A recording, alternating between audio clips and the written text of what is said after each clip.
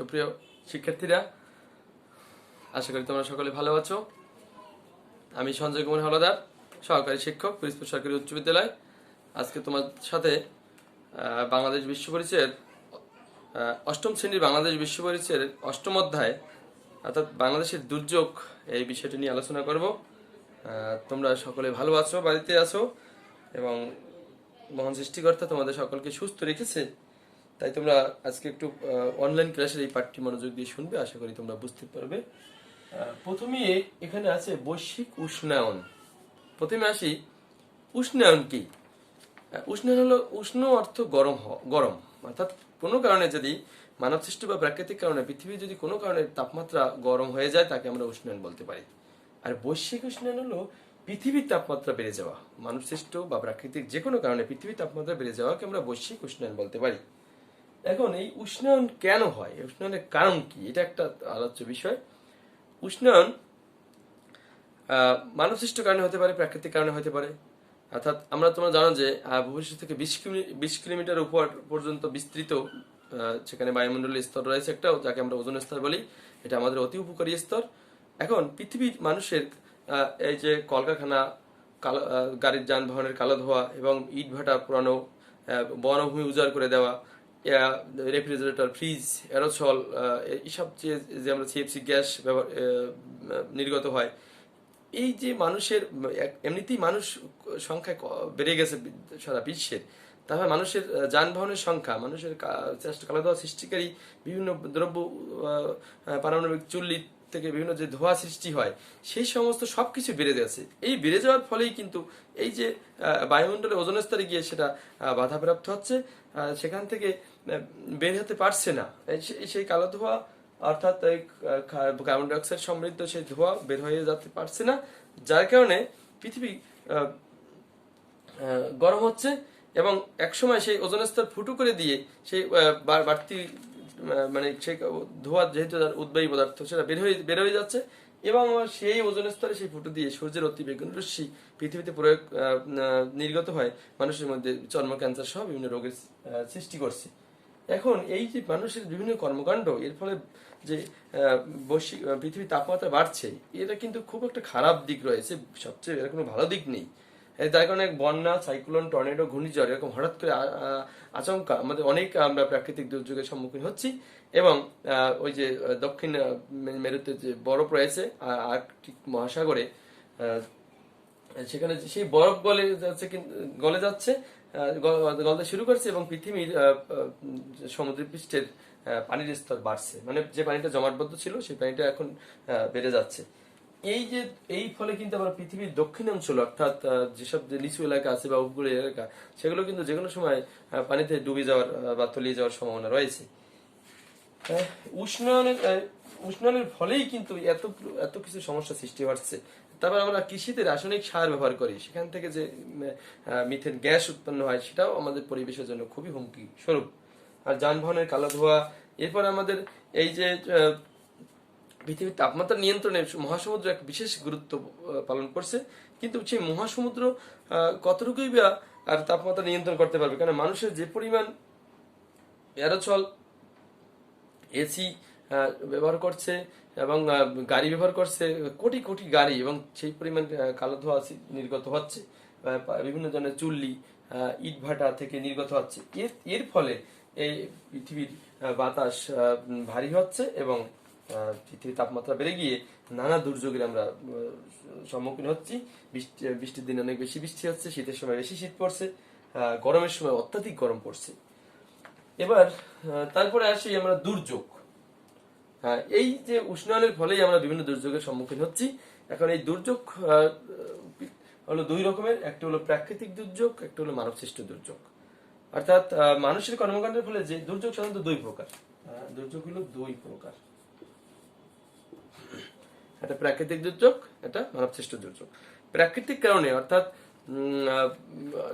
পৃথিবীর কোনো ভূ-আলোড়নের ফলে হোক আর অথবা অন্য যে কোনো কারণে হোক, যদি কোনো দুর্যোগ এসে যায়, সেটা ভূমিকম্প হতে পারে, সাইক্লোন, টর্নেডো, যে কোনো দুর্যোগ আসতে পারে, দাবানল লাগতে পারে, জঙ্গলে বেশি পরিমাণ অত্যাধিক তাপদাহ যদি বেড়ে যায়, জঙ্গলে আগুন লেগে যেতে পারে, সে দাবানল। এরকম প্রাকৃতিকভাবে যদি কোনো দুর্যোগ ঘটে, সেটা প্রাকৃতিক দুর্যোগ, আর মানুষের সৃষ্টির কারণে যদি দুর্যোগ হয় সেটা মানব সৃষ্ট দুর্যোগ। এই দুই প্রকার দুর্যোগ তোমাদের আলোচনা, প্রাকৃতিক দুর্যোগ আর হলো মানব সৃষ্ট।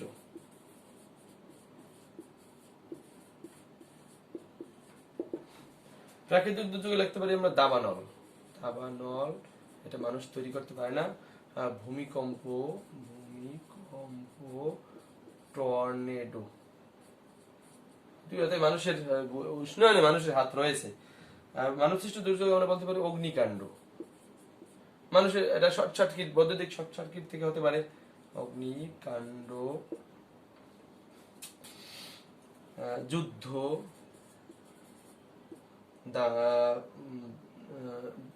তারপর দাঙ্গা, সাম্প্রদায়িক দাঙ্গা, মানুষ, এগুলো সব মানব সৃষ্ট দুর্যোগ। এই মোটামুটি দুর্যোগ রয়েছে। এবার প্রাকৃতিক দুর্যোগ নিয়ে একটু আলোচনা তোমাদের পাঠ্যপুস্তকে রয়েছে, সেটা হলো ভূমিকম্প।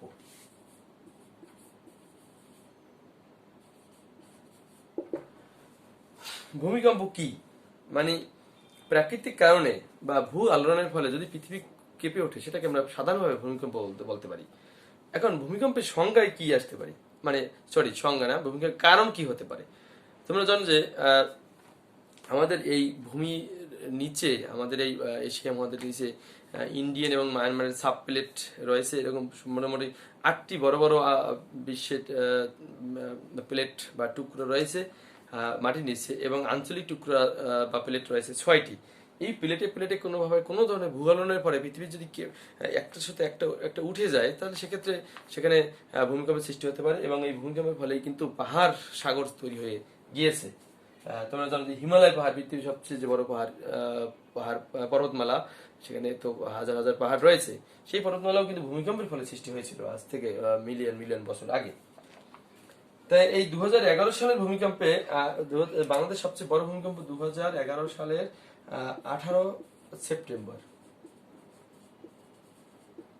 এই 11 সালের 18 সেপ্টেম্বরের ভূমিকম্পে বাংলাদেশের সমস্ত এলাকায় কিন্তু কেঁপে উঠেছিল, এবং সেটা রিক্টার স্কেলে যদি বলি, সেটা মান অত বেশি মাত্রা ছিল না, তাহলে তো ক্ষয়ক্ষতি হয়ে যেত। তেমন কোনো ক্ষয়ক্ষতি হয় না, কিন্তু সারা দেশ একযোগে কেঁপে উঠেছিল। এবার আছে একটা সুনামি। সুনামি এটা একটি প্রাকৃতিক দুর্যোগ। এটা 800, এর ঢেউয়ের গতিবেগ হতে 800 থেকে 1300 কিমি ঢেউয়ের গতিবেগ প্রতি ঘন্টায়। তো ভেবে দেখো কত ভয়ানক জিনিস। সুনামি হলো যে সাগরের তলদেশে যদি কোনো ভূমিকম্পের সৃষ্টি হয়, ভূমিকম্প তো যে কোনো জায়গায় হতে পারে, সাগরের তলদেশে, পাহাড়ের তলদেশে, সমতল ভূমির তলদেশে হতে পারে। তাই যেখানে ভূমিকম্প সৃষ্টি হয় তাকে বলে তো কেন্দ্র। সেই সোজাসুজি উপরের স্তরে তাকে উপকেন্দ্র বলে। সেই উপকেন্দ্রে প্রচন্ড ঢেউয়ে, যদি সাগরের মধ্যে হয় তাহলে তো প্রচন্ড ঢেউয়ের সৃষ্টি হয়। আর যদি মাটি উপরে থাকে বা বাড়িঘর থাকে, সেখানে তো বাড়িঘর ভেঙে যায় প্রচন্ড কম্পনে। তাই যদি সাগরের তলদেশে ভূমিকম্প হয়, আশেপাশে তখন সাগরের উপরের পানি বিপুল উপরের পানিতে বিপুল ঢেউয়ের সৃষ্টি হয়, এবং এই ঢেউ ঘন্টায় 800 থেকে 1300 কিলোমিটার বেগে প্রবাহিত হয়, আশেপাশের উপকূল এলাকা ধ্বংস করে দেয়। এরকম জাপানে 2011 সালে যে ভূমিকম্প হয়েছিল, 2011 সালে যে ভূমিকম্প হয়েছিল, তাতে রিক্টার স্কেলে মাত্রা ছিল 8.9। মানে অনেক বেশি মাত্রা ভূমিকম্প। এটা 8.9 ভূমিকম্প হলে আমাদের দেশের অনেক শহরই কোনো বিল্ডিং খুঁজে পাওয়া যাবে না এই মাত্রায় ভূমিকম্প হলে। যাই হোক, সৃষ্টিকর্তা আমাদের ভালো রেখেছে, আমাদের দেশটা অত ভূমিকম্প জোনের মধ্যে নয়। শুধু সিলেট এলাকা বাদ দিলে আমাদের অন্যান্য জেলা এলাকাগুলো খুব সামান্যই ভূমিকম্প প্রবণ হিসাবে চিহ্নিত করা হয়। এই 11 সালের ভূমিকম্পে টৌকি শহরের প্রায় 400 কিলোমিটারের মধ্যে বিপুল স্পিডে পানি ঢুকে পড়ে, এবং ঘর বাড়ি ওদের সব ভাসিয়ে নিয়ে যায়, এবং গাড়ি বা অন্যান্য পারমাণবিক বিদ্যুৎ কেন্দ্র, প্রায় 5টি পারমাণবিক বিদ্যুৎ কেন্দ্র চরমভাবে ক্ষতিগ্রস্ত হয়, এবং অনেক জাহাজ নিখোঁজ হয়ে যায়। মানে চরম ক্ষতি। মানুষের প্রাকৃতিক কারণে যত দুর্যোগ হয়, সবচেয়ে বেশি ক্ষতি হয় এই সুনামিতে। এত বড় ক্ষতি আর কোনো দুর্যোগে দেখা যায় না। এরপর আছে তোমাদের ভূমিধস বিষয়। ভূমিধস হলো মানব সৃষ্ট কারণ বা প্রাকৃতিক কারণ যাই হোক না কেন, যদি পাহাড়ের মাটি ধসে পড়াকে ভূমিধস বলে। ভূমি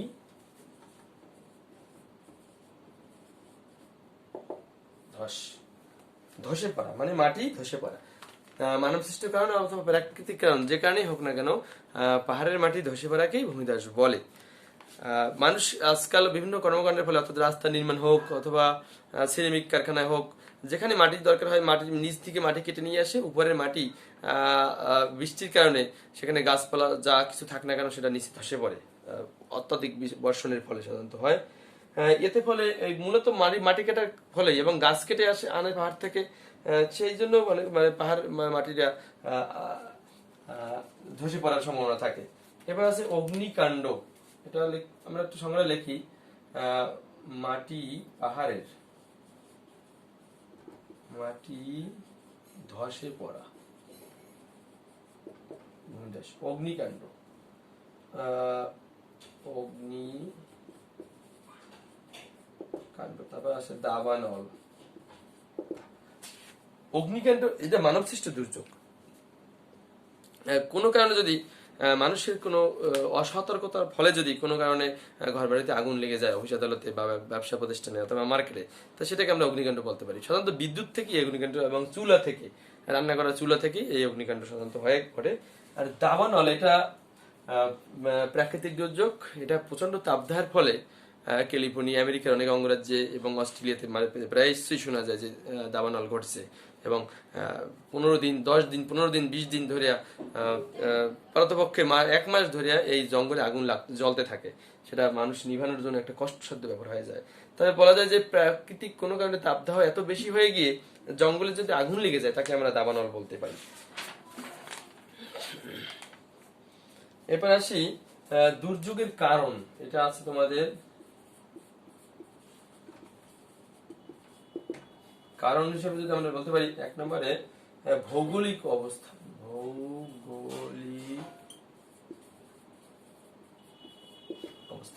আমাদের ভৌগোলিকভাবে এমন এক জায়গায় অবস্থান, তোমরা মানচিত্রে দেখছো, বিশ্ব মানচিত্রে, যে একদম সাগর তীরবর্তী, মানে বঙ্গোপসাগরের কাছেই আমাদের দেশ। তার মানে সাগর তীরবর্তী হয়, এখানে অনেকটা নিচু দেশ এবং সেখানে দুর্যোগ প্রায়শই দুর্যোগের সম্মুখীন আমরা হই। আর ভূমির গঠন একটা আছে, ভূমির গঠন।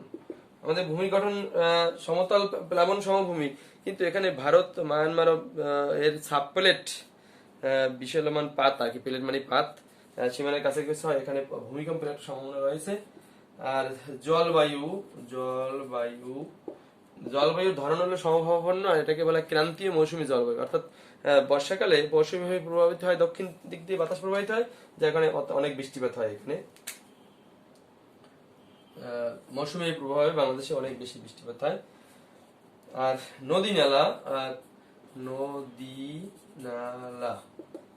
বাংলাদেশে অসংখ্য নদী নালা জালের মতো ছড়িয়ে ছিটিয়ে আছে, এজন্য এখানে প্রায়শই দুর্যোগের সম্মুখীন কবলে পড়ি। প্রায় 700-র বেশি নদী বাংলাদেশে, এইটুকু ছোট দেশে জালের মতো ছড়াই আছে, এজন্য আমরা প্রায় এইরকম দুর্যোগের কবলে পড়ি। এখন আমরা এরপর আলোচ্য বিষয়, এই দুর্যোগ আসলে আমাদের দুর্যোগ পূর্ব আর দুর্যোগকালীন আর দুর্যোগ পরবর্তী, এই 3টা করণীয় আছে। প্রথমে আসি আমরা দুর্যোগ পূর্ব করণীয়।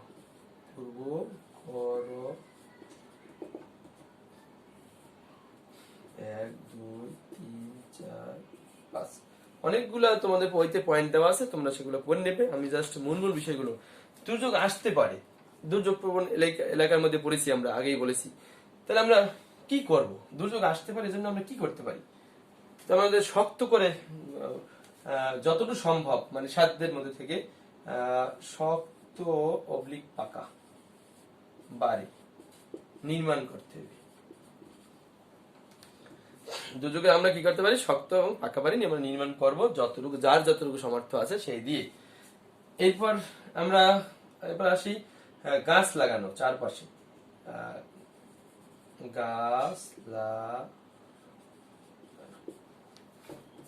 চারপাশে যদি আমরা বড় বড় গাছ লাগাই এবং আমাদের যে খাল তীরবর্তী বা পুকুরের পাশে যদি আমরা কলমি লতা আমরা লাগাই, সেক্ষেত্রে আমরা কিছুটা আমাদের ভূমিধস ভূমিক্ষয় রোধ হবে এবং বাতাসটা এই গাছ থেকে আমাদের বাড়িটাকে অন্তত রক্ষা করবে, বাড়িটাকে উড়িয়ে নিয়ে যাবে না যদি বেশি বড় বড় আমরা গাছ লাগাই। আর আছে এরপর শুকনো খাবার, শুকনো খাবার আমরা মজুত রাখবো। আর প্রয়োজনীয় নিত্য প্রয়োজনীয় কিছু জিনিস আছে, মানে খন্তা, কুড়াল, দা, বটি, এইরকম কিছু কিছু জিনিস আছে আমাদের, এগুলো আমাদের প্রয়োজন দরকার পড়ে। হঠাৎ করে আমরা দেখা যায় একটা ঘরে আটকা পড়ে গেছি দুর্যোগের সময়, সেক্ষেত্রে আমরা বের হতে পারছি না, সেক্ষেত্রে আমাদের এই যদি কুড়াল থাকে হাতের কাছে, তা আমরা বেড়া কাটতে হলেও আমরা একটু বাড়িতে বাইরে বের হইয়া আমরা নিরাপদে আশ্রয় যেতে পারি। আর একটা হলো যে আশ্রয় কেন্দ্র ঠিক করে রাখা, আশ্রয় কেন্দ্র ঠিক করা, মানে তুমি দুর্যোগ এসে গেলে আমরা কোন আশ্রয় কেন্দ্রে, বাড়ির কাছাকাছি কতটুকু দূরত্বে। তোমরা জানো যে বাংলাদেশ সরকার অনেক আশ্রয় কেন্দ্র উপকূল এলাকা নির্মাণ করছে এবং এখনো হচ্ছে। সেই আশ্রয় কেন্দ্র, কোন আশ্রয় কেন্দ্রে যাব এবং তার পথ কি, যদি রাস্তাঘাট পানিতে ডুবে যায় সেক্ষেত্রে কলার ভেলা বানিয়ে রাখতে হবে এবং নৌকা যদি থাকে নৌকার ব্যবস্থা করে রাখতে হবে। কিভাবে আমরা যেতে পারি সেই আশ্রয় কেন্দ্রে, সেজন্য আমরা আশ্রয় কেন্দ্র ঠিক করে রাখবো। আর আর ওই সময় আমাদের যদি আমরা আশ্রয় কেন্দ্র পৌঁছতে পারি, ছেলে টাকা পয়সা সঞ্চয় করে আমরা রাখবো, সেজন্য যার কাছে আমরা কিনে আপৎকালীন সময়টাকে আমরা বাঁচতে পারি। এই মোটামুটি দুর্যোগ পূর্ব করণীয় আমাদের রয়েছে। এবার আসি দুর্যোগকালীন করণীয়।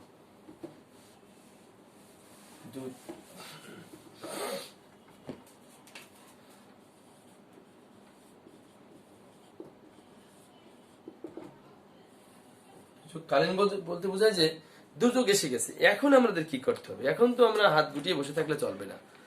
সৃষ্টিকর্তা আমাদেরকে জ্ঞান বুদ্ধি সবাইকে দিয়ে দিয়েছেন, সেজন্য আমরা দুর্যোগ এসে গেছে, এখন আমরা কি করব, রেডিও বা টিভি, যদি কারেন্ট না থাকে তাহলে রেডিও অথবা মোবাইল ফোনের যে এফএম রেডিও, সেগুলোর মাধ্যমে আমরা অথবা রেড ক্রিসেন্টের স্বেচ্ছাসেবক আছেন, বাইরে আছেন, তারা মাইক্রোফোনের মাধ্যমে, স্থানীয় মসজিদের মাইকের মাধ্যমে তারা সতর্ক করে থাকেন আমাদের। সেই জন্য সেই সতর্ক বার্তাকে আমরা ফলো করব। যদি টিভি বা রেডিওর খবর শোনা সম্ভব হয়, সেটা আমরা অবশ্যই সংকেত, বিশেষ করে সংকেত আমরা ফলো করব। সংকেত মানে সংকেত 1, 2, 3, 4, এই 4 নম্বর পর্যন্ত সংকেত শুনলে তোমাদের আতঙ্কিত হওয়ার কিছু নেই, তোমরা বাড়িই থাকতে পারবা। কিন্তু যদি 5 নং সংকেত আসে, এই সময় অবশ্যই শিশুদের, বৃদ্ধদের এবং যদি কেউ প্রতিবন্ধী থাকে তাকে অবশ্যই আশ্রয় কেন্দ্রে পাঠাতে হবে। এবং এর পরবর্তী যত সংকেত আসবে, মহাবিপদ সংকেত, 10 নম্বর সংকেত বা তৎপরবর্তী যদি কোনো সংকেত দিয়ে দেয়, তাহলে অবশ্যই বাড়ি থাকা চলবে না। যদি কারো পাকা বাড়ি থাকে, উঁচু বাড়ি থাকে, তাহলে তাদের আর আশ্রয় কেন্দ্রে যেতে হবে না, কিন্তু অন্যদের অবশ্যই আশ্রয় কেন্দ্রে যেতে হবে। এরপরে বিশুদ্ধ পানি পান করতে হবে। বিশুদ্ধ পানি আমরা সময় পান করব। কলা গাছের ভেলা ভেলা তৈরি করব, এতে অনেককেই জায়গা দেওয়া যাবে, অনেককে আমরা নিয়ে যেতে পারি আশ্রয় কেন্দ্রে এবং অন্তত বেঁচে থাকা যাবে যতই পানি বাড়ুক না কেন। কলা গাছের ভেলায় অনেক মানুষ, যদি বড় ভেলা 4-5টা কলা গাছ হয়, তাহলে প্রায় 5 জন মানুষ এখানে চলে থাকা যায়। আর নিরাপদ বিশুদ্ধ পয় নিষ্কাশনের ব্যবস্থা চেষ্টা করতে হবে। পয় নিষ্কাশন ব্যবস্থা যাতে থাকে সে ব্যাপারে খেয়াল রাখতে হবে। কিছু মলমূত্র এখানে সেখানে ত্যাগ করা যাবে না, তাতে আরো পানিবাহিত রোগ সৃষ্টি হতে পারে। পানিবাহিত রোগ যাতে না ছড়ায়, সেজন্য সর্বত্র চেষ্টা করতে হবে যাতে আমরা পানিবাহিত রোগ থেকে রক্ষা পেতে পারি। এই মোটামুটি দুর্যোগকালীন করণীয়। আর একটু আলোচনা আছে, তোমরা একটু ধৈর্য ধরে শোনো। সেটা হলো দুর্যোগ পরবর্তী করণীয় কি, সেটা নিয়ে একটু আলোচনা করছি।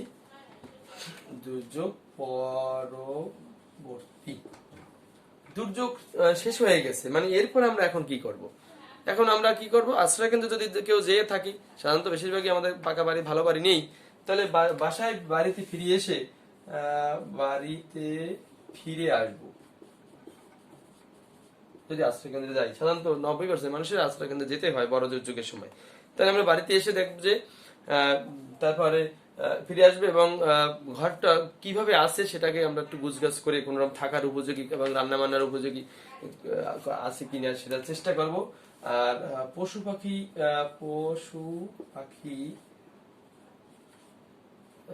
এদেরকে সৎকার অবলিক চিকিৎসা।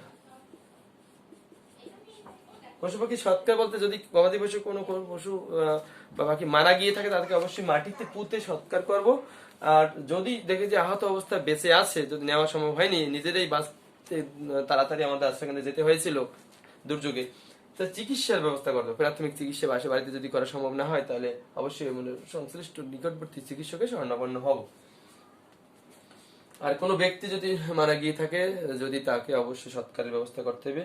এবং ত্রাণ বিতরণ কোথায় হচ্ছে, ত্রাণ নেয়া সরকার অবশ্যই ত্রাণ মন্ত্রণালয় থেকে ত্রাণ বিতরণ করে থাকে, তোমরা জানো।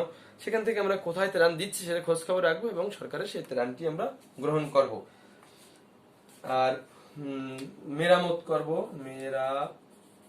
ঘরবাড়ি আমরা মেরামত করব। ঘরবাড়ি মেরামত যতটুকু সম্ভব থাকার উপযোগী করা যায় ঘরবাড়ি মেরামত করব। আর চিকিৎসা নেব আমরা, চিকিৎসা। তোমরা জানো এই সময় বিশুদ্ধ পানির অভাবে আমরা সরাসরি পানি খেয়ে নানা ধরনের রোগে আক্রান্ত হয়ে পড়ি। তখন চিকিৎসকের কাছে শরণাপন্ন হবো এবং সেভাবে ওষুধ কিনে আমরা সুস্থ থাকার চেষ্টা করবো। এই মোটামুটি অষ্টম অধ্যায়ের আলোচনা বিষয় ছিল। অষ্টম অধ্যায়টা খুব সহজ একটা বিষয়, তোমরা যদি একটু ভালো করে খেয়াল করো তাহলে এটা খুব ভালোভাবেই পারবা। এই ছিল আজকে আলোচনা। আশা করি তোমরা ভালোভাবে শুনেছো। তোমাদের সকলের মঙ্গল কামনা করে আজকে এখানে শেষ করছি। ধন্যবাদ তোমাদের।